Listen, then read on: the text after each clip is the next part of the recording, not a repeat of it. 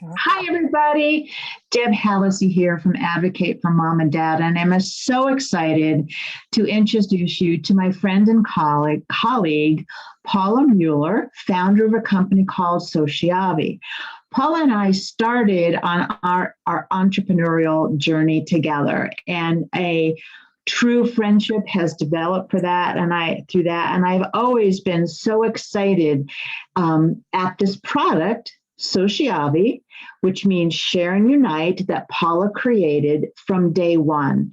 And I'm really thrilled to introduce you not only to Paula, but to her work. And I say work because Paula, like myself, does not have a background in elder care. She's a technology whiz in a previous life, and she has brought that to the work she's doing at Sociavi, of the company of which she founded. So Paula, welcome. I'm so happy we're doing it. Thank you, Deb. This is wonderful. Yes, the collaboration has been always the two of us. We met at the beginning, and the journey has been very interesting. And I applaud you because it has been amazing, what you have accomplished, and your book is just marvelous. Oh, Thank you. Thank you. So we're going to dive right in, because at the end of this, you guys are actually going to get to see the device that Paula created that is going to help to share information and unite families no matter where they live across the globe. Because I can tell you that Paula is an international person. She has family in Switzerland and family in Chile, and those are the only two places I know about. I'm sure that there are more places that are living. Yeah.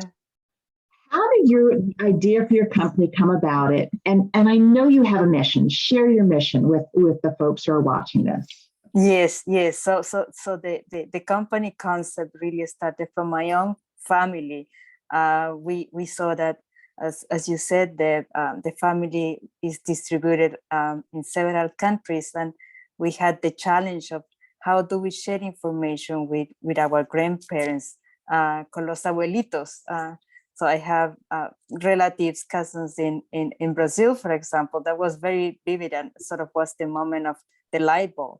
A cousin was posting in Facebook saying, please show those pictures of the wedding to grandma, because grandma, of course, doesn't have a Facebook account, doesn't have a computer. And at that time, the only thing that we had was a cord phone, not cordless or Wi-Fi or wireless phone. Is really a phone attached to the wall, right? So no chance of using Facebook or anything like that. And the reality is, in our countries, many grandparents still are using that way of staying connected with the rest of the family. So at that moment, it became a mission of building a solution that allows to build that bridge of communication bridge between older adults that are limited in their capabilities of using technology and the rest of us. We were always connected with our smartphone, our devices, and it's even more so the younger generations. I mean, my niece and nephew, they started with the iPad at 1 already. So it's going in that direction. So the idea is to build the simplest way of aging adults to communicate and engage with their families all over the world, no matter where they are, building that bridge. Wonderful. And I know, because we're friends, that you have a real love and a passion for people with Alzheimer's. That is correct. Thank you, Deb. What happened is that in this journey, as you know, Deb, and your colleagues and also know, is the prevalence of Alzheimer's and other dementias in elder care is large, is significant. And I noticed that as I was learning from the industry, and as I was visiting a different communities. So I saw the need for them to be engaged and do things that are meaningful. So this evolved into, I became a certified dementia practitioner. I really educate myself, but also I saw that with my skills, I can develop tools, I can develop engagement activities that that are very simple for them to use, and it allows them to do something more meaningful. In my opinion, my modest opinion, just watching TV is not enough. So that's how all the activities evolved and were incorporated into the device. Thank you. Always, every time we meet, you're always so excited because you've added an activity to the device. So tell people what the device is now. So this is a very large standalone single purpose. So is the only purpose that the device can be used for is for Sociavi activities and communication. And this become the communication station for your aging adult. It's a large screen, it's 13 inches, a touch screen with a camera and speakers. And the idea is that they don't have to do absolutely anything but touching the screen if they need to do some activities. Everything operates by its own, is configured. There's no password, no login, no username, no app to install or to start. It's just working like your refrigerator will be working. So you just connect it to the power outlet and it works. And that's the idea. So it provides also, which is also very important for me, peace of mind to the people that care for the aging adults. They don't have to look for a device or be the system administrator of the device.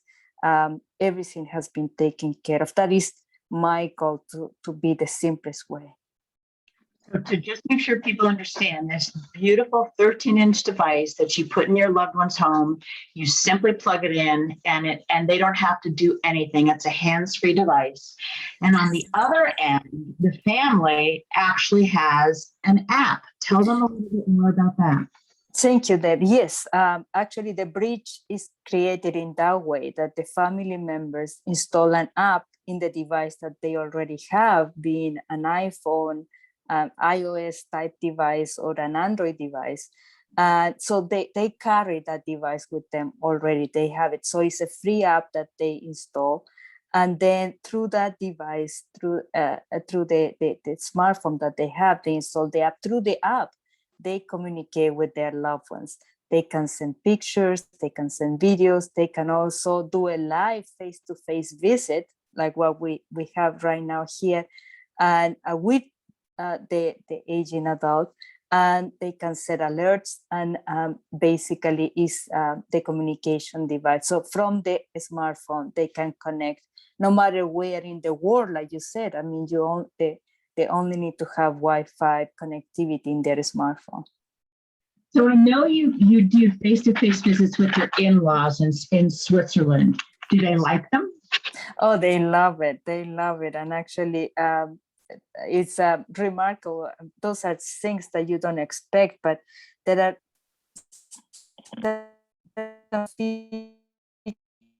of that allow really connect in a way that is different than having a phone conversation.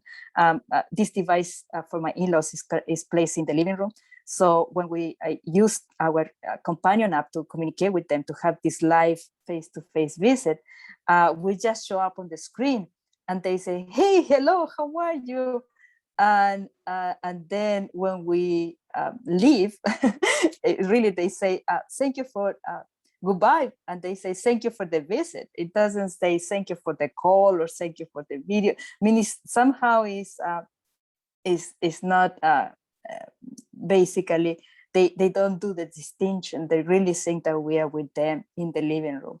And also you see that in their body language, since it's hands-free device, they are moving, standing, or just they react in a way that is like you and I sitting next to each other, which I didn't. I didn't anticipate that, but that was a remarkable, remarkable situation that we observed. And the same thing happened when they, my mother-in-law, speak about her son that also uses the Sociavi device to communicate with them. they also say, oh yeah, my son just was here a few minutes ago or something like that. It's really really remarkable. So I'm very happy for that sort of not planned, not designed feature, but it is a feature at the end. Thank you, Deb. I love it. It's like showing up at their front door and saying, hey, we're here for you. Yes, yes. So struck when you told me that story. It just tickled me. And I'm just so struck with the idea of, boy, if more families had had this during the pandemic. Yes. Because you could just drop in and observe how they're doing. You can see if they're looking sad or depressed or their clothes are, because they are not taking care of themselves. What a blessing it was to the families that had Sociavi during the pandemic. Because if you couldn't go to see them, whether they were in a facility or in their own home, you can go there physically, but you could drop in and see them. I think correct. Amazing. And truly, we're not out of the wood yet. Now they're talking about the new mu variant. And I really think this is going to be with us for a while. And, especially if your parents live far from home, far from you, to send it to them and then just have them plug it in or have a neighbor come and do it would be really, really amazing. Just amazing. Yes, thank you, Deb. Yeah. So given that it's a hands-free and plug-in, there has to be something that needs to be in the home of the person you're sending it to. So can you kind of explain what needs to be in the house and how the install? Yeah, I mean, it's very easy. That's the whole purpose. So basically, the only thing that you need to have in the home is power and Wi-Fi. And not even Wi-Fi, just internet in the house. Because when the very first time that you connect the device to the power outlet, this is going to ask you for the to enter the password of the Wi-Fi, and then it's ready to go. Everything is shipped already, pre-configured, ready to go. Now, if there is the capability of having an internet cable in the house, not even a Wi-Fi router, the device have the capability that you can connect it like you connect your computer directly to the internet. So those are the option, really power and internet connectivity. Perfect. And I live an hour from my mom, so I could go up there and set that up. But truly, most folks are used to buying a new lamp and plugging it in, and if they've got a smartphone or a tablet, they're probably connecting to the internet in some way. So even if they didn't do it, but someone else did, they could call on that resource again to help. Right. So yeah, that's what we do. We just ship the devices, and always there is someone, for example, in the assisted living community, there is a person, the activities, the recreation director, or someone that assists them. And the only thing that they have to do is enter the password of the Wi-Fi. Wonderful. I'm telling you, it's amazing. I can't wait till we do the demo. So tell me how this can change the life of an Alzheimer's patient, or really just anybody. So I'm really intrigued by that, because I know you've done a lot of work in that part, to really make the device something that can change the life of someone with Alzheimer's. Yes, thank you. My goal is that it's very simple, and with the activities is very engaging, and I think the best that I can describe is the examples of families using the device. So one of the behaviors, for example, with people with Alzheimer's and other dementia, is that they are very attached to a particular caregiver. And with that, it's very hard for the caregiver to leave the house and leave them with someone, even leave them with someone else. So the device have the option that you, from the smartphone, from the app in your smartphone, you can record a video and send it to the device. So in that case, the person that is stay at home with with the person with Alzheimer's or dementia, they can play that video, and that will calm them down because they are seeing their loved one, the caregiver that they are attached to. So, and then you can play that video over and over as many times as needed, and they are not going to notice that it's the same one, but just seeing and hearing the voice of their caregiver is soothing, and it really calms them down, which is what we want to do. I mean, eliminate agitated behavior. Another thing is that people with Alzheimer's and other dementias always want to know what time it is, what date it is. So the device is always showing the time and the day, so that also calms them down and helps all those constant questions to not be needed. Then another situation which is very touching. I had a family. The husband was caring for the wife that was an early onset of Alzheimer's. And what he was doing is that every time that the friends or family were visiting for dinner or just visiting, stopping by, he will take pictures and send it to the device. And then the other day or minutes later, well, unfortunately, because of the disease, people forget. But she was seeing the picture and asking, when were they here? And that was the whole opportunity to have a conversation.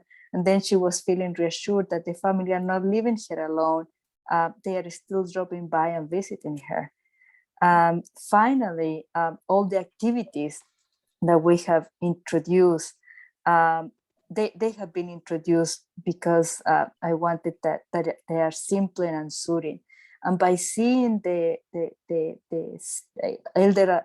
aging adults with Alzheimer's using the device, it has been so heartful feeling for me, because I see the reaction even when they are not very verbal. Just the fact that they are activities that they can do, the themes we introduce are really targeted to touching something that they used to do. So just to give you an example, in one activity, and I will show that later, we call it Reveal by Touch. And basically it's an activity where they start with the white screen, and as they move their finger on the screen, the image underneath reveal. And we had an example of a set of roses. And as she was revealing the roses with this smooth and slow movement, she remembered, and and they start telling you the story, right? She remembered that her husband used to bring her roses when the first child was born. So all of those things that is remarkable. You trigger things in the persons, which I really did. My goal and is so an activity for them to communicate in another way. It's not with words, but through their actions. Oh, that's so true. You know, Alzheimer's is one of those diseases where as it progresses, the physical communication of speech, it starts to go away. And so but people still communicate through their eyes, through their smile, through their emotions that they emit. And it must be so rewarding to be working with someone and doing that simple reveal and see their face light up. Like that's what keeps you going, right? Yeah, yes, that is true. Absolutely. That's what keeps me going. Yeah. I love it. I really do. Well, okay. So I think we've talked long enough. What I would like to do now is to give you the opportunity. And I think you're going to go way off the screen, correct? That is correct. Yes. Thank you. And put the device on the screen. And in doing that, I'm going to change it to speaker view so people have a really good shot of it. Okay. Okay. Perfect. Very good. Okay. Bye, Paula. Well, Paula, I'm so excited to be able to show people this device and all of the hard work you've put into it and how it really can help folks to stay connected and unite families no matter where they are across the world or across the US. So why don't you go ahead and show people what Sociavi can do? Great, thank you, Deb. Thank you so much. So this is what you see here is the Sociavi C2M Connect to Me device. As you can see, is a large screen, 13 inches, standalone, hands-free. It has a large screen, touch screen, a camera on the front. It's very focused, the camera, so it's not a wide angle that you will see all the area, especially if you're concerned about privacy, is very focused. The person has to be in front of the device to communicate with you. Something that the families find important is that it's always showing, especially people with Alzheimer's and dementia, as I was mentioning before, the date and type is on the top, always visible. So that it gives them the sense of what day it is, what time it is. If you send alerts to them, as you see on the bottom, the next alert is going to show up, always indicating what is coming next. Very important for our aging adults to drink fluids. So I as a family member, sent the alert that at 3 p.m. they have to take those 2 glasses of water. As you see here, it's always the default mode. This slideshow of pictures that you send from the app in your device. You just install an app. As you see here, I have this iPhone with the app installed, and you have all the options to send pictures, videos, and this is the very important option to communicate and have a live face-to-face visit. So you just touch the screen here, and as you see, it's going to connect immediately with your loved one. They don't have to do anything on the screen. Uh, and I'm sorry, the echo here in the demonstration, but you can see that you can connect with them directly, and you can hang up, so they don't have to even touch it to hang up. Um, uh, as you see in this screen, when you touch the screen, you go to the next mode, which shows you the list of calendars. It shows you also the set of other activities that they can do on the screen, and also shows you the list of the family members that are part of this close family and friend member network. Basically, it's a closed network. It's not an open network where only invited family members can be part of this close network of people that are going to be communicating with your loved one. As you can see, always when you're not doing anything, it goes back to the default mode, which is the slideshow of pictures. They also, if they want, have the option of reach you. So just by touching your icon on the screen, your app is going to ring and you can communicate with them directly. Oh my gosh, it's so easy. Yes, thank you, Deb. And you see, you're just there. So I'm going to hang up, and then the device goes back to their mode again. We have added several activities. For example, the video that you can play here. As I was saying, the video that you send from your device that you can play over and over again. We also add a set of libraries of videos that you can that we can program for them, personalized videos. For example, a set of videos of activities that they can do during the week, uh, or for example, other recordings from the 40s and 50s. Basically, several library of videos that a caregiver or you, when you visit them, can watch together and basically follow. Lastly, we added all the set of brain activities.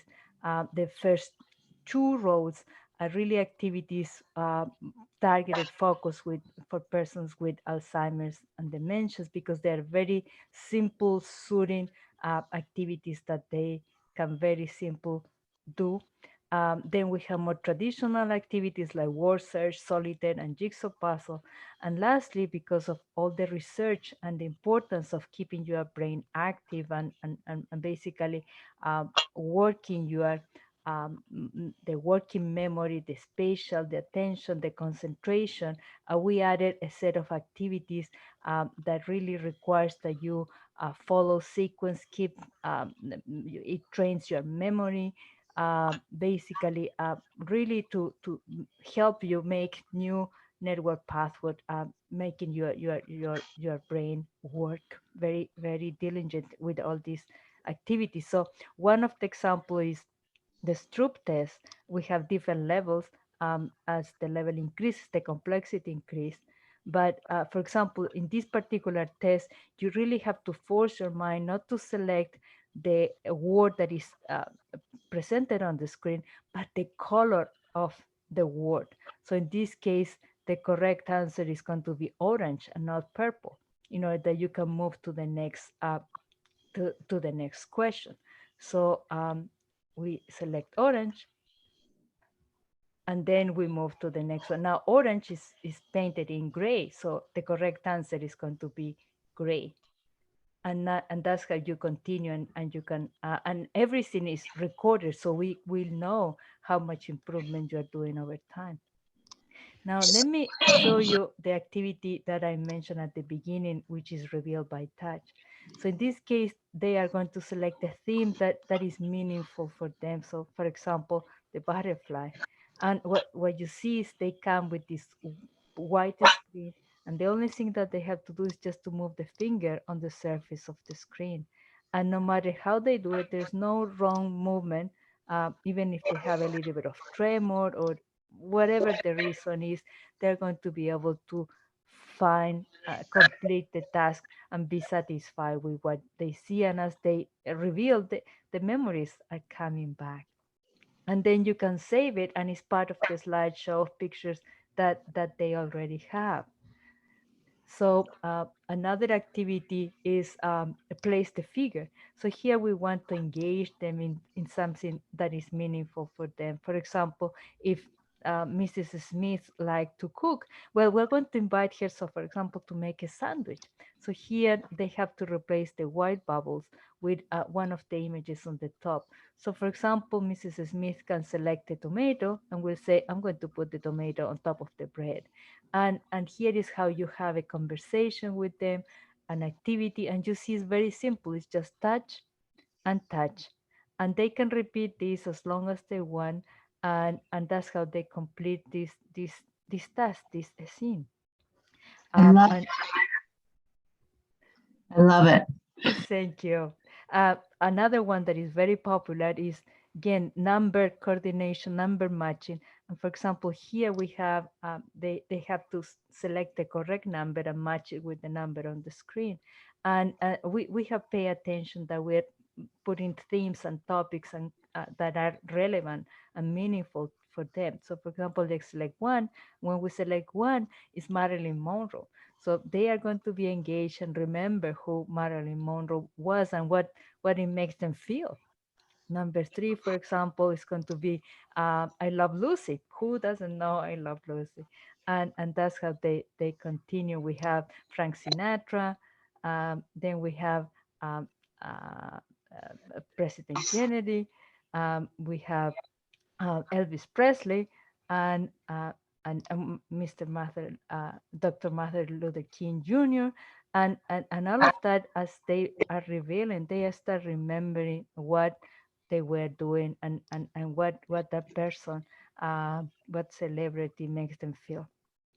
I love, yeah, really. It's you're starting, it's a wonderful way to start a conversation, Right, you right. know? Yeah. Because we pay a lot of attention that these are not children games.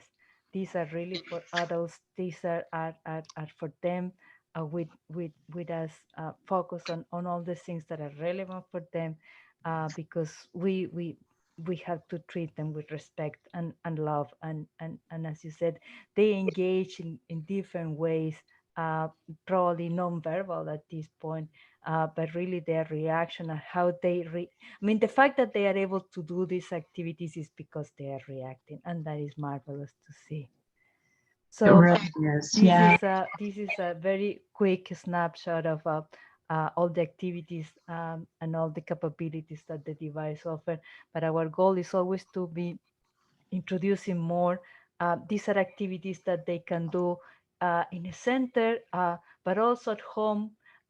Sometimes they maybe need a little bit of trigger to start the activity, but then they continue on their own. Yeah. Thank Well, you. it's because we've been on a similar journey and we've been friends for all this time. I'm always awed by how this device is never stagnant. You are always, as you learn things, adding to it in a way that, as you said, not only stimulates but treats adults like adults and finds ways to engage them that is important to them. And I so appreciate that in your work. Tell me, where can people find you? Thank you, Dave. So basically, go to the website www.sociavi.com, sociavi.com. Sociavi is a Latin word that means share and unite. That's what the name of the company and the product. And there they can find more about the product and also how to reach us. Thank you, Dave. Fantastic. Paula, thank you so much for the time. And anybody that's watching this, I urge you to go out to sociavi.com and take a look at it. I think we said this before, but what a blessing this tool would have been during the pandemic. And, since you couldn't visit people in assisted livings or even are in their own home, and we're not out of it, there's the Mu variant that's coming out now. And so I urge you to take a look at this. I really do think it's an amazing way to engage and communicate. And as the name says, to share and unite with family members all over the world. Paula, we can't see your beautiful face, but thank you for doing this. I greatly appreciate it. And again, you can learn more about Paula and the device by going out to www.sociavi.com. Thank you, Paula. Thank you so much, Dave. Bye. Bye.